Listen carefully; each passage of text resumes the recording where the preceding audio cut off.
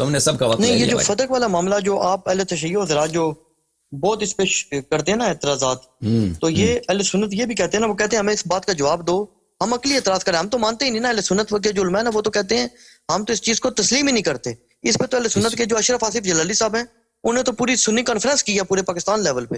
وہ تو کہتے ہیں ہم تو مانتے ہی نہیں ہے کہ یہ کوئی ایسا ظلم زیادتی نعوذ باللہ کی ہے. لیکن بالکل ہمیں پتہ ہے، ہمیں پتہ ہے کہ آپ فائدہ کیا اٹھایا ہے، کیا فائدہ کیا اٹھایا. اپنی پراپرٹی بنا لی. تو اس کے آمدنی بہت تھی نا، فتق کی آمدنی بہت زیادہ تھی. وہ کہتے ہیں وہ اپنے ذاتی گھر لے گئے ہیں. نہیں، اس کا فائدہ یہ تھا ابو بکر کے لیے. پہلی بات تو ہے کہ ان کے حزب اختلاف کمزور ہو جاتا نا. امیر المومنین علیہ السلام جو ان کا مخالف تھا، اگر وہ ان کے پاس اتنی بڑی یعنی اتنی بڑی دیکھیں، رسول اللہ صلی اللہ علیہ وسلم تقریباً مسلمانوں کے کام چلاتے تھے فتق کی آمدنی سے. فتق کی آمدنی اتنی زیادہ تھی کہ اس کے باغات تھے، اور اس کے علاوہ مدینے میں بھی باغات تھے. اس کی آمدنی سے وہ پورے مسلمانوں کے کام چلاتے تھے. یعنی فقراء کو ہیلپ کرنا ہے یا مثلا کوئی لشکر بنانا ہے مختلف مقامات پر، وہ بہت اس کی آمدنی زیادہ تھی. تو ایک تو فائدہ یہ ہے کہ ان کا جو دشمن ہے، سب سے بڑا مخالف ہے، اس کو فقیر بناؤ کہ اس کے اگر پیسے ہوں گے امیر المومنین علیہ السلام کے ساتھ تو لوگ بھی ہوں گے نا. لوگ بھی پیسوں والوں کی قدر کرتے ہیں اور آ جاتے ہیں. اگر ان کے پاس پیسہ ہے لوگوں کو کھلانے کے لیے، لوگوں کو دینے کے لیے، تو ان کے حامی تو بہت بن جائیں گے. تو پہلا فائدہ تو یہ ہے کہ ان سے یہ چھین لو. دوسری یہ بات ہے کہ ان کی اپنی حکومت چلانے کے لیے رسول پاک صلی اللہ علیہ وسلم جب گئے دنیا سے، ایک تو زکوٰۃ آتا تھا قبائل سے، اور ایک یہی تھا فتق کی آمدنی تھی.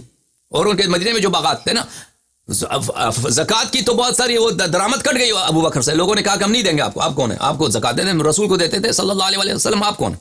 تو ان پہ ٹپا لگا دیا کہ یہ مرتد ہیں، ان کو قتل کرو. نسائی وغیرہ میں روایت بہت ہے کہ عمر نے کہا کہ تم اس کو کیسے قتال کر، یہ تو مسلمان ہیں، یہ تو مسلمان ہیں، کیسے قتل کرتے ہو. بہرحال ان کی تکفیر کر دی، ان کو قتل کیا تاکہ وہ زکوٰۃ دے دیں.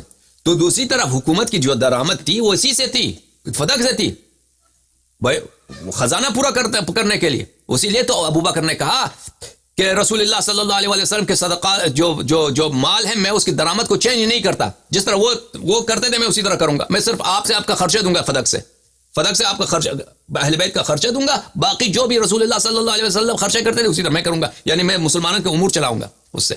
سمجھ میں آئی نا بات آپ کو؟ اب آپ لوگوں کا موقف مجھے معلوم. آپ کہتے ہیں جلالی نے یہ کہا ہے، جلالی نے کہا کہ شیعہ غلط کہہ رہے ہیں، یہ ہم حق پر ہیں. مجھے معلوم ہے، لیکن کوئی سامنے آ کر کہے نا. اگر جلالی مرد ہے تو میں نے اس کو کہہ دیا پہلے، وہ آ کر مجھ سے مناظرہ کر لے پہلے اس کو. اچھا، آپ ایک بات ہے نا، یہ مفتی ڈاکٹر اشرف آصف جلالی صاحب ہے نا، فتق کے موضوع پہ سب سے اہل سنت کی جسے کہتے ہیں شدت کے ساتھ موقف انہوں نے بیان کیا ہے. تو آپ ان کو دعوت دینا، گفتگو کریں. ابھی دیکھیں میرے بھائی، بات سنیں. میں نے پہلے ان کو دعوت دی تو اتنی نہیں ہے نا. مفتی ڈاکٹر اشرف آصف جلالی صاحب فتق پہ گفتگو کریں نا. میں نے پہلے ان کو دعوت دی ہے، ابھی دوبارہ ابھی آپ ان کو بتائیں. ان کو نہیں، مفتی ڈاکٹر اشرف آصف جلالی، میرا ان سے خود بھی رابطہ نہیں ہے. اشرف علی جلالی وہی جس نے کہا تھا لیکن سیدۃ النساء العالمین، اس وقت وہ تمام مسالک کے لیڈر ہیں. وہ اس مسلک وہی جنہوں نے کہا تھا کہ بی بی کے خطا اجتہادی تھی، وہی ہے نا جلالی، یا کوئی اور ہے؟ اس بات پہ تو اہل سنت بھی ان کے بہت مخالف ہو گئے تھے نا. لیکن فتق کے مسئلے تو ابھی سنیے، سب سے زیادہ سخت وہ ہیں. ابھی سنیے، میں ابھی سناتا ہوں. ڈاکٹر اشرف جلالی صاحب، آپ کو میرا پیغام ہے. جب یہ پیغام آپ کو پہنچ جائے تو آپ سنیے کہ جتنے شیعہ کے متعلق آپ کے اعتراضات ہیں اس کے جواب دینے کے لیے میں حاضر ہوں. اسی طرح فتق کے معاملے پر، فتق کے مسئلے پر آپ گفتگو کرنا چاہیں، علمی گفتگو جب بھی چاہیں، جس شرائط بھی آپ رکھ لیں، میں حاضر ہوں. آپ زیادہ وقت لینا چاہتے ہیں، جو بھی شرائط ہیں، آپ ایسی شرائط نہ رکھیں کہ میرے ناممکن ہو. یہاں شرائط ممکن رکھیں لیکن سخت شرائط رکھ دیں. میں حاضر ہوں، آپ کے ساتھ مناظرہ کروں انشاءاللہ تبارک و تعالی، اور یہ ثابت کروں کہ ابو بکر جھوٹا تھا، ابو بکر غاصب تھا فتق کے ادعا پر، اور اس نے جیسے اس کی خلافت باطل تھی اسی طرح اس نے رسول اللہ صلی اللہ علیہ وسلم پہ جھوٹی حدیث گڑی کہ ان معاشر الانبیاء لا نورث ما ترکنا صدقہ، اور فتق کو اس نے غصب کیا سید نساء عالمین سلام اللہ علیہ سے.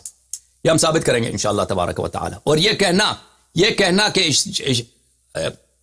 ان کی اجتہادی غلطی تھی، یہ شخص نہ اجتہاد کا مفہوم سمجھتا ہے، اور نہ یہ اس کو پتہ ہے کہ یہ تہمت، یہ اتہام بی بی سلام اللہ علیہ پہ نہیں ہے، یہ رسول اللہ صلی اللہ علیہ وسلم پر ہے. کہ انہوں نے کیسے اپنے بیٹی کو نہیں سمجھایا کہ تمہارا میراث نہیں بنتی. ان کے ایک ہی شخص جن سے میراث ملتا ہے اس کو بھی تبلیغ نہیں کیا. قوا انفسکم واہلیکم نارا کہ اپنے بچوں کو آج جہنم سے بچاؤ، ان کو بتایا بھی نہیں کہ آپ کے لیے حرام ہے. تو یہ تو سب سے بڑا جو ہے اتہام رسول صلی اللہ علیہ وآلہ وسلم پر ہے. اور جناب حکم کرو. بس آپ نے اب یہ کلپ ریکارڈ کرا دیں، پھر مفتی ڈاکٹر اشرف حسین جلالی صاحب سے گفتگو آپ کی ہوگی تو دیکھ لیں گے انشاءاللہ تعالی. آپ کیا وہ دلائل دیتے ہیں وہ نہیں آئے گا بھائی، وہ نہیں آئے گا، وہ کبھی اس کی ضرورت نہیں ہوگی آئے گا. یاد رکھو یہ لوگ نہیں، ضرورت مجھے نہیں کریں گے ہم سے بات. تقریباً 100% یقین ہے، وہ مجھے 100% یقین ہے کہ وہ آپ سے گفتگو کریں گے. حالانکہ میرا ان سے زندگی میں خدا کے بغیر کبھی رابطہ نہیں ہوا، نہ ڈائریکٹ نہ انڈائریکٹ، نہ ان کے کسی شاگرد سے. وہ بالکل میرا زندگی میں ان سے کوئی رابطہ نہیں ہے، لیکن مجھے لگتا ہے کہ وہ آپ سے بات کریں گے. مجھے پتہ نہیں لگتا ہی. ٹھیک ہے انشاءاللہ. اس کی اور ریزن جناب ہے نا کہ پاکستان میں نا یہ ایشو بہت ہارڈ ڈیبیٹ ہوئی ہے اس پر، بہت شدید یہ معاملہ قومی سطح پہ اٹھ گیا تھا. اچھا تو اس لیے اس پہ گفتگو مجھے لگتا ہے وہ آپ سے کریں گے.